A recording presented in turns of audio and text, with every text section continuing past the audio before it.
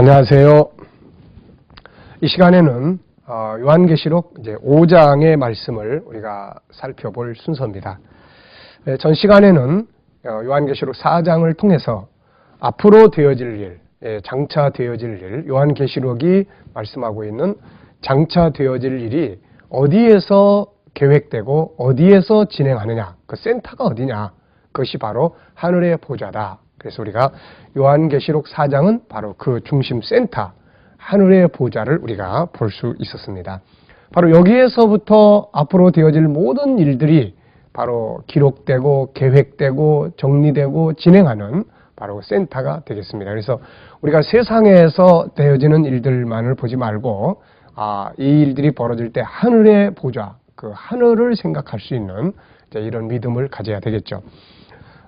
다윗은 시편 103편 19절로 21절에서 바로 하나님께서 그 하늘의 보좌에서 큰 능력을 가지시고 만물을 통치하시고 있다고 하는 말씀을 우리에게 보여주고 있습니다.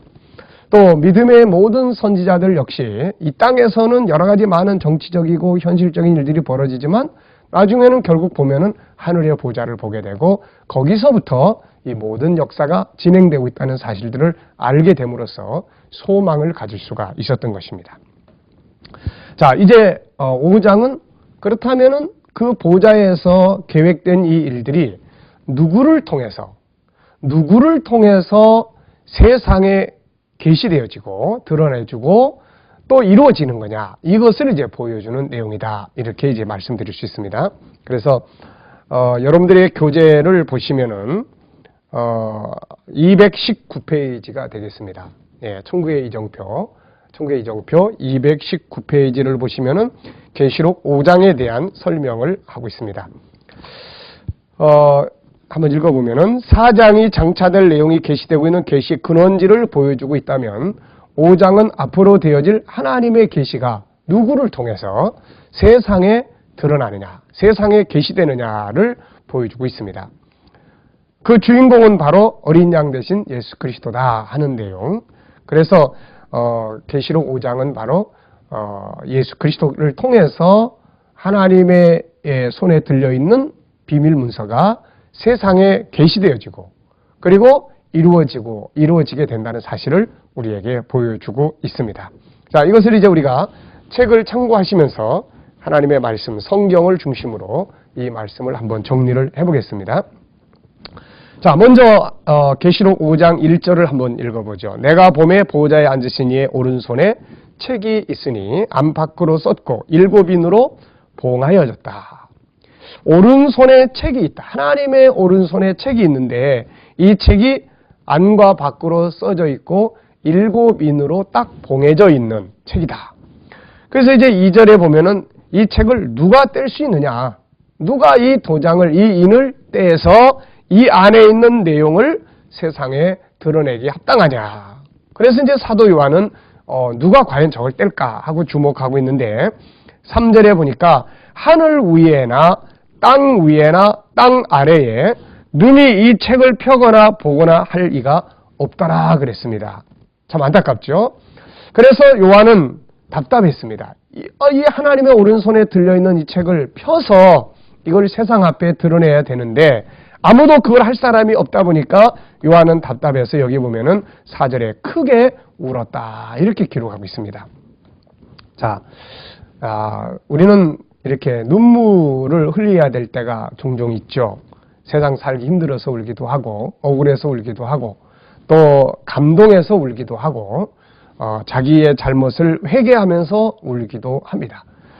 자, 그런데 이제 이 사도 요한이 우는 이유는 하나님의 오른손에 들려있는 이 책을 받아가지고 그걸 펴서, 다시 말하면 하나님의 뜻을 세상에 드러낼 자가 없어서 우는 눈물이었습니다. 우리가 울어야 될 눈물 중에 하나가 바로 이것입니다.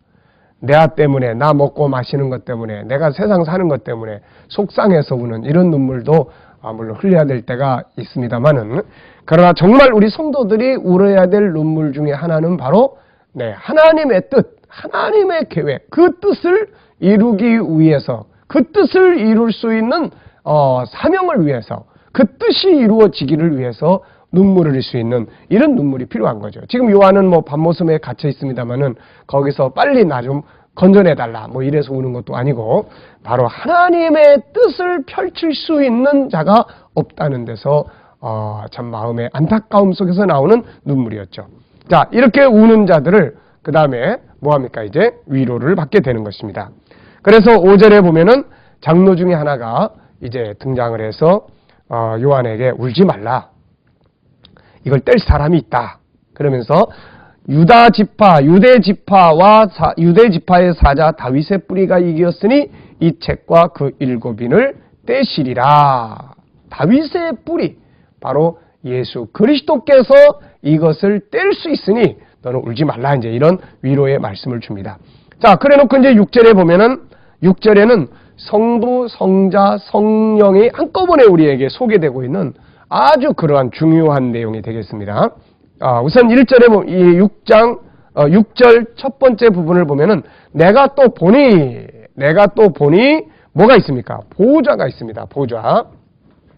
자, 우선 보좌가 있는데 이 보좌는 우리가 계시록 4장에서 어떤 보좌입니까? 바로 성부의 보좌죠. 성부. 예, 성부의 보좌입니다. 네. 자, 이 보좌가 있습니다. 그 다음에는 내 생물과 장로들 사이에 어린 양이 있습니다. 이번에는 어린 양이 있습니다. 어린 양. 바로 예수 그리스도죠. 성자. 자, 그 다음에 이제 세 번째는 뭐가 나타나냐면은 7뿔과 7눈이 있으니 7뿔과 7눈. 네.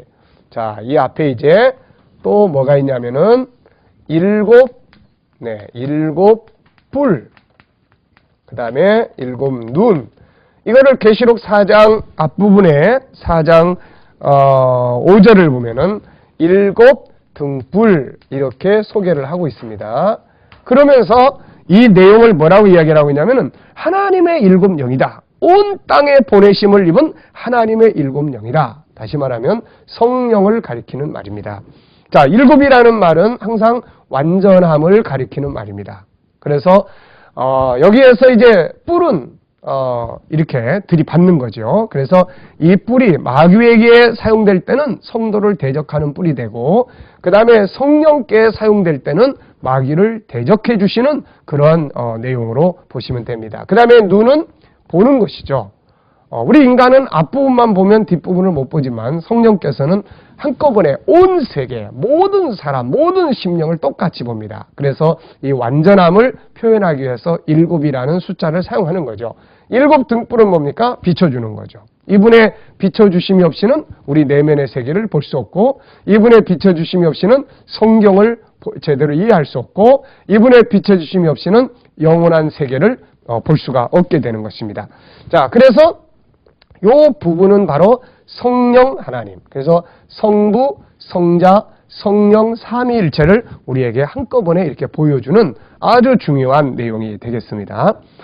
자, 그래서 이 땅에 보내심을 받았다. 이 성령은 온 세상에 보내심을 받은 분이다. 이렇게 소개를 하죠. 그래서 이분이 우리 가운데 오시기 때문에 영적 세계를 알 수 있는 거고, 이분이 우리 가운데 함께 계시기 때문에 사단의 역사를 대적해서 이길 수 있는 것이고, 이분이 우리와 함께 역사하기 때문에 우리들이 영적 세계를 볼 수 있는 이런 은혜를 누리게 되는 것입니다. 자, 그래서 성부, 성자, 성령 하나님 삼위일체를 우리에게 보여주고 있는 것이죠. 자, 이제 7절에 보면은 어린 양이 나와서 보좌에 앉으신 이의 오른손에서 책을 취하시니라 그랬어요. 책을 취하시니라. 자, 이 책이 이제 중요한 겁니다. 이 책. 네, 이 책. 우리가 그 요한계시록의 구조를 다룰 때 내용은 구약에서 어디에서 다루고 있냐면은 다니엘서 11장 40절부터 12장 3절까지, 그 다음에 마태복음 24장 25장에서 다루었다. 그런데 이 내용이 요한계시록 속에 오면은 세 부분으로 나타난다. 그래서 이걸 우리가 이해하기 위해서 이제 극장에 그 연극을 보러 간다는 했을 때의 상황을 우리가 설명을 했었죠. 맨 처음에는 책, 팜프렛, 네, 이 팜프렛을 통해서 바로 이 내용이 소개되고, 그 다음에 두 번째는 이제 무대 위에서 소개되고, 세 번째는 그걸 보고 이제 돌아오면서 서로 대화 가운데 이 내용이 소개된다. 그래서 이렇게 똑같은 내용이 3번 등장을 한다. 이런 말씀 드렸죠. 이게 바로 요한계시록의 구조다. 자, 그런데 이제 지금 여기에는 무엇에 관한 이야기냐면은 책에 관한 이야기예요. 이 책. 책 속에 들어있는 하나님의 계획을 이제 누가 그 책을 받아가지고 이것을 세상 앞에 계시라는 말은 헬라어로 아포칼립시스라고 말하는데 그 뜻은 숨겨진 것을 드러내서 알려준다, 보여준다, 이제 그런 뜻이 되겠습니다. 자, 그래서 이 책을 이제 어린 양이 이제 인계받습니다. 7절. 어린 양이 나와서 보좌에 앉으시니 오른손에서 책을 취하셨다. 네. 이것을 보고 쓴 글이 요한계시록 1장 1절의 첫 번째 단락입니다. 요한계시록 1장 1절이 무엇입니까? 예수 그리스도의 계시다. 이는 하나님이 그에게 주사 반드시 속히 될 일을 이렇게 말씀하고 있잖아요. 그러니까 여기에서 예수 그리스도의 계시라는 말, 이는 하나님이 그에게 주사라는 말, 이것이 바로 계시록 5장의 내용을 의미하는 거죠. 그래서 사도 요한은 하나님의 오른손에 들려있는 책, 이 책을 어린 양이 받아서 그것을 그 인을 띄어서 세상 앞에 드러내주는, 보여주는, 계시해주는 이런 내용을 이제 보게 되는 것이죠. 그래서 이 책을 인수받는 장면이 바로 그게 계시록 5장이다. 자, 그랬더니 이제 이 책을 딱 취하시니까 어떤 일들이 벌어집니까? 8절에 보면은 책을 취하심에 네 생물과 24장로들이 어린 양 앞에 엎드려 각각 검은과 향이 가득한 금대접을 가졌으니 이 향은 성도의 기도들이라 새 노래를 노래하여 가로되. 자, 어린 양이 인을 떼니까 이 어린 양이 책을 딱 받으니까 이 둘러섰던 24장로들이 있었잖아요. 그 24장로들이 그 어린 양 앞에 검은고와 향이 가득한 금대접을 가지고 찬양을 부릅니다. 예, 그 찬양을 불러요. 그런데 여기서 하나 주목할 것은 이 향은 바로 성도의 기도다. 이렇게 이야기해요. 그래서 이 향은 성도의 기도다. 자, 그래서 우리가 이 땅에서 드려지는 기도가 하나님 보좌 앞에 올라갈 때 24장로들이 바로 이 자기들의 그릇을 가지고 금양로를 가지고 바로 이 성도들의 기도를 담아서 계시록 8장에 보면은 하나님께 올려지는 이런 장면을 봅니다. 만약에 우리가 기도를 올리지 않는다면은 이 향을 피우지 않는 것 같은 거죠. 그래서 구약의 성소에 들어가서 제사장들이 항상 하는 것 중에 하나가 향을 피우는 겁니다. 그러니까 오늘 우리 성도들이 바로 이 향, 밤낮 끊이지 말아야 될 향, 하나님의 성소를 꽉 채워야 될 이 향은 오늘날에는 바로 기도다. 그래서 사도 바울은 다른 거는 쉬지 말고 하라는 말이 없는데 바로 이 기도만큼은 쉬지 말고 하라, 향을 피우라 그런 이야기예요. 그러면 우리가 기도가 향기가 돼서 하늘 보좌 앞에 올라가게 된다. 올라가는 게 있어야 그 다음에 내려오게 되겠죠. 그래서 우리가 아무리 바쁘고 피곤하고 어려워도 기도의 향을 피우는 일을 그쳐서는 안 된다. 우리가 올리는 거 없으면은 24장로님들이 자기들이 올라올 향을 받지 못하고 놀고 계시겠죠. 그래서 우리가 계속 끊임없이 이 향을 올려드려야 된다. 자, 이 부분은 8장을 다룰 때 조금 더 설명을 보충해서 하겠습니다.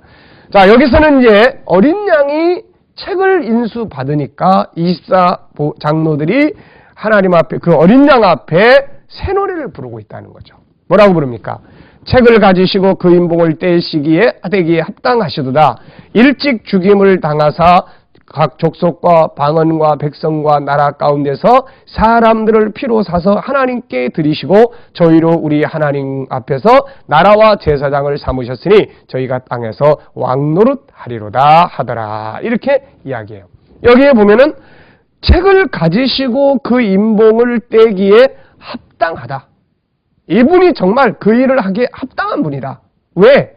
이분은 이미 이 땅에 오셔서 자기의 피를 뿌려서 우리 사람들을 사서 하나님께 드리고 다시 말하면 인류를 구원하실 하나님 아버지의 계획을 하나님의 뜻을 이미 이 땅에 와서 이루신 분이다. 그렇기 때문에 이분이 마지막 때에 되어질 일들을 세상에 드러내주고 그 일을 이루시는 일에 합당한 분이다. 하나님의 계획을 완성하신 분이기 때문에 마지막 때에 하나님의 뜻도 완성하시기에 합당하신 분이 바로 이분이다. 이렇게 이야기를 하는 거죠.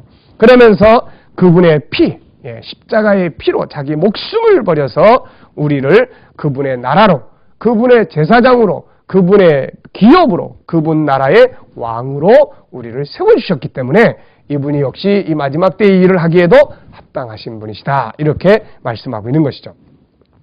그 다음에 이제 또 보면은 11절, 내가 또 보고 들음에 보좌와 생물들과 장로들을 둘러선 많은 천사, 수가 만만이고 천천, 수가 그 수를 헤아릴 수 없는 어마어마한 많은 천군 천사들이 역시 하나님 주님 앞에 어린 양 앞에 찬양을 부릅니다. 그래서 12절에 보면 죽임을 당하신 어린 양이 능력과 부와 지혜와 힘과 존귀와 영광과 찬송을 받으시기에 합당하시도다. 이렇게 말씀하고 있습니다.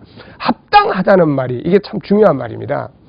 만약에 찬양을 드리고 예수님께서 이 하나님의 오른손에서 책을 딱 봤는데 옆에서 보더니 이건 부당하시다. 이러면 안 되잖아요. 합당하다.